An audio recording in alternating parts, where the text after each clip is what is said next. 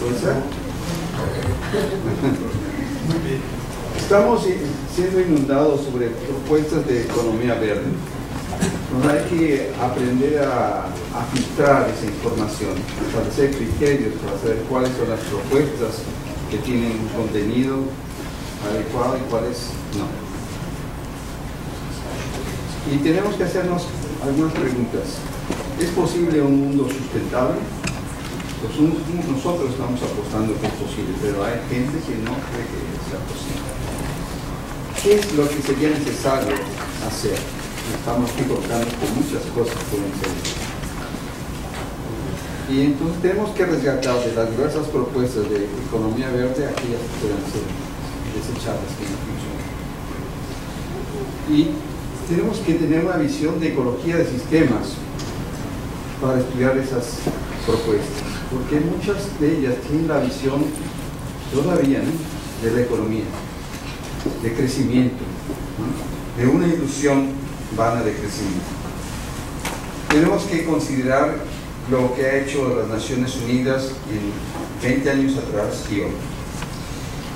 Podemos hacer un listado, y es un ejercicio interesante, de cuáles son los verdaderos problemas del mundo y cuáles serían las soluciones.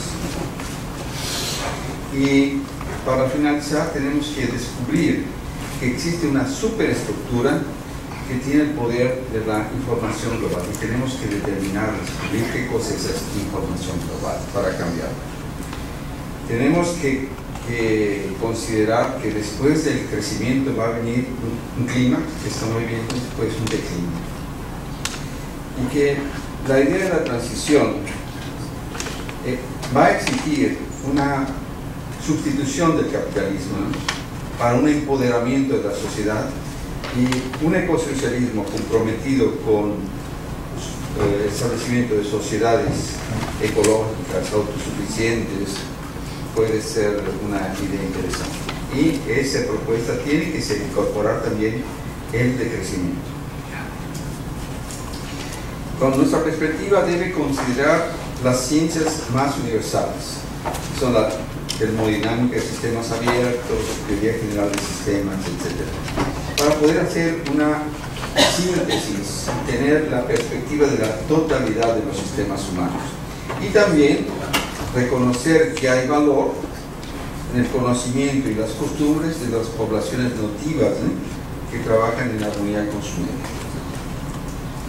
Con la ecología de sistemas nos permite interpretar las redes de conversión de energía y de materiales que existen en la naturaleza, mas eso ha cambiado mucho. Ahora tenemos sistemas que no son naturales, que son artificiales y que están consumiendo energía fósil, petróleo, gas, carbón, mas también están colocando en la atmósfera carbono secuestrado.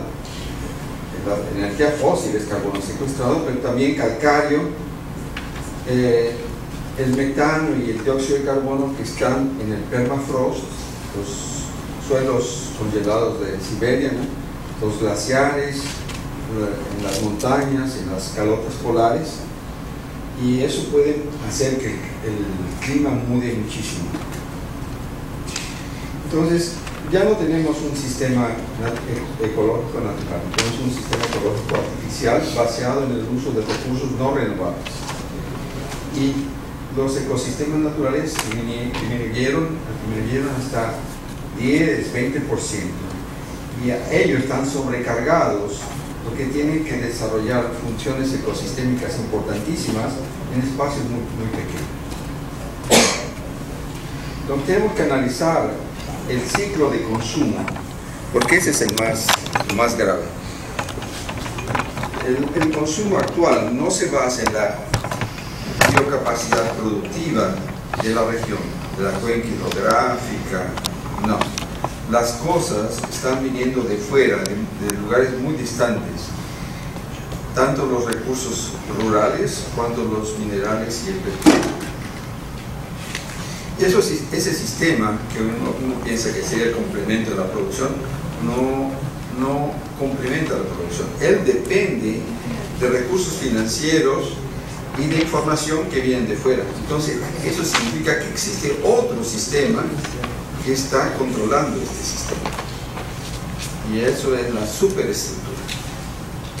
Entonces, ese sistema está transfiriendo ideología, recursos financieros, leyes, poder militar, ciencia y tecnología y programación social para los sistemas de producción y consumo en todo el mundo. ¿Cómo funciona esa superestructura? Está compuesto por sectores de la comunicación, militares, científicos y tecnológicos que se reportan al sector financiero y a los cuerpos gubernamentales. Y estos a un ente mayor que sería el sector de producción ideológica. Y generalmente están fuera del sistema, fuera de las naciones. O sea, las naciones están siendo controladas, planeadas de fuera. Y eso establece un control político por medio de préstamos, transferencia de tecnología, que después hace que esos países muden las políticas públicas de los países que reciben los créditos para pagar la deuda. Eso se puede complicar más porque está en vista dentro de la economía verde la formación de tribunales internacionales que no son legítimos. Ellos podrían funcionar muy bien si fuesen instituciones legítimas, más la idea dentro de esta perspectiva que estamos viendo es que estén vinculados a las grandes multinacionales y continuará en este proceso que se propone la economía verde, como ha sido generada al inicio, la transferencia de recursos de la periferia al centro a través de la fijación del precio de las materias primas y de los productos industriales. Bien, la ecología de sistemas tiene herramientas que permiten modelar y simular los ecosistemas, y este sería el modelo de la biosfera. La biosfera trabaja con recursos renovables, J, y recursos no renovables, N. Y esos se suman para producir los estoques antrópicos, Q. Eso funciona en la internet, está disponible, y este es el resultado que nos da. Los sistemas, sin usar recursos no renovables, crecerían lentamente hasta alcanzar un patamar que correspondería a la homeostasis. Con el uso de recursos no renovables, ellos crecen mucho, llegan a un clímax y después decrecen. ¿En qué consiste ese crecimiento? Parte de una visión individualista y antropocéntrica, de la lucha de clases y de la hegemonía del capital, del crecimiento de la población que ve que hay recursos disponibilizados, aunque sean no renovables, hay que utilizarlos, en la innovación que se hace apenas para el lucro, en el uso de energía fósil que permite la extracción de minerales que demandan mucha energía, y en una fuerza ideológica y militar que se usa de los países centrales sobre los países periféricos. Hemos llegado al clímax y eso se puede reconocer porque hay una escasez de recursos naturales, una crisis financiera y un despertar de la conciencia ecológica y del problema climático. Va a venir el decrecimiento, inicialmente dentro del capitalismo, como un debate generalizado. Después la crisis social se va a agudizar y deberá haber un empoderamiento masivo de la población. Idealmente tendría que ser un empoderamiento con buena información, o sea, hay que generar buena información de todos esos proyectos ecológicos que están haciendo para saber lo que esa población debe hacer. Y tendremos que mudar al ecosocialismo para que apoye una ruralización ecológica, aquello de las ecovillas, asentamientos rurales ecológicos, va a ser lo generalizado en esa época. Y finalmente tendríamos una recuperación de la perspectiva biocéntrica. El hombre no más dominando la naturaleza, sino siendo parte de ella, que sería la homeostasis, en un equilibrio dinámico. Entonces, estas son dos visiones en conflicto. Hoy prevalece con mucha fuerza la visión económica sobre la visión ecológica.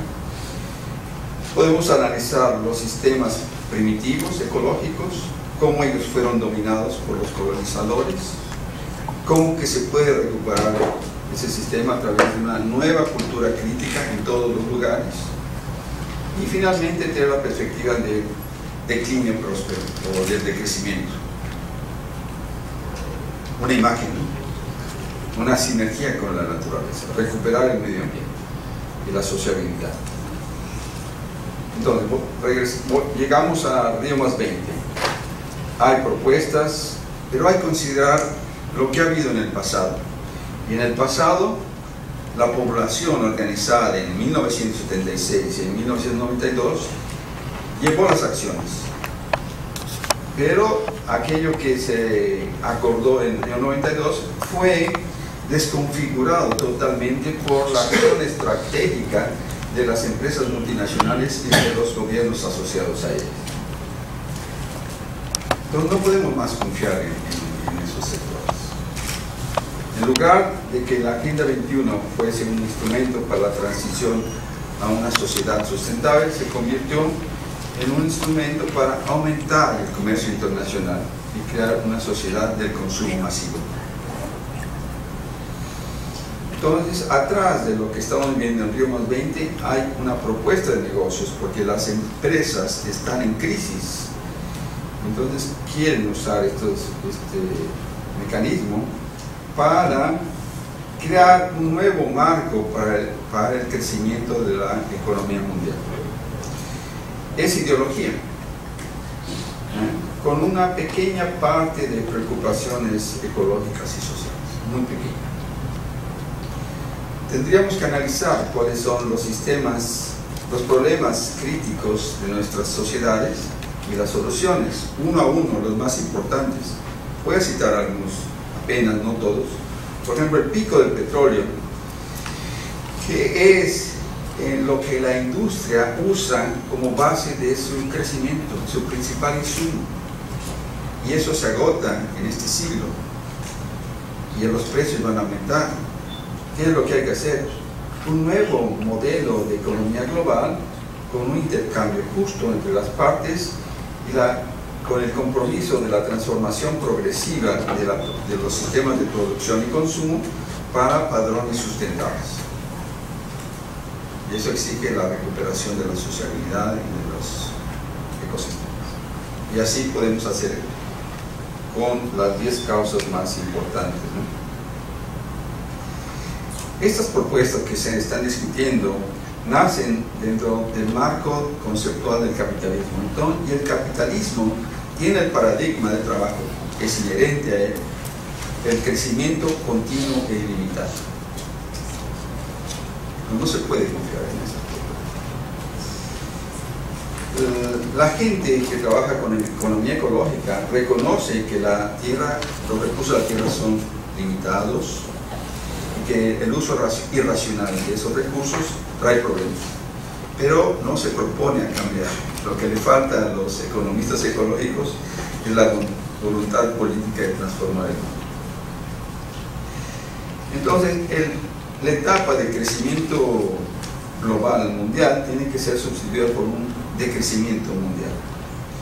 Y eso significa una transición democrática a una sociedad rural, ecológica, en todo el mundo. Tiene que ser un movimiento mundial. Todo nuestro compromiso es participar del movimiento mundial, que demanda realocar las actividades humanas y al mismo tiempo recuperar los ecosistemas nativos.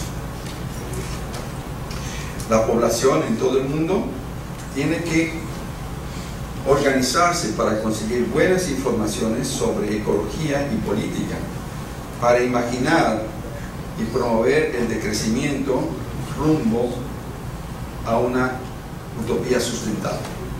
La utopía actual es insustentable, es una distrofía. Pero en el Renacimiento era vista como un utopía. Entonces, tenemos una perspectiva histórica desde las sociedades holísticas primitivas hasta la situación actual, y tenemos dos caminos. los negocios como siempre, business as usual, o comenzar a integrar los esfuerzos de los movimientos de crecimiento y de ecosocialismo. Eso nos daría la posibilidad de ir, en lugar de ir a un colapso de los sistemas sociales y ambientales, tener una ruralización ecológica, mudar para un estilo de vida comunitario y recuperar los recursos ambientales en todo el planeta. Entonces, hay posibilidades de acción. Una de ellas es obtener buena información. Yo recomiendo los libros de Odum, y en septiembre va a ser lanzado uno de ellos que se llama The Prosperous Way Down, o Declinio Próspero, de 300 páginas, con muchas ideas valiosas que se tienen que juntar con otras ideas. Y leer libros de otros autores importantes para esta época, ¿no? Y último slide, sugestiones. Es analizar las diferentes propuestas de economía verde, ¿no? Una a uno, las que están siendo lanzadas por la ONU, por los países, por el sector privado, por los movimientos sociales, hacer diagnósticos y proponer alternativas mejores. Tal vez esta red permita ayudar a mostrar que existen alternativas mejores. Identificar movimientos sociales y ecológicos interesantes e incorporarse a ellos para colaborar junto con esas personas visando el decrecimiento y el ecosocialismo. Participar de redes en Internet para que discuten estos tópicos. Gracias por su atención. Dejo aquí la página web del Laboratorio de Ingeniería Ecológica de la UNICAMP, donde hay 3 gigabytes de informaciones, esta presentación inclusive, libros, software, disertaciones, tesis y algunos links para participar de algunos proyectos internacionales.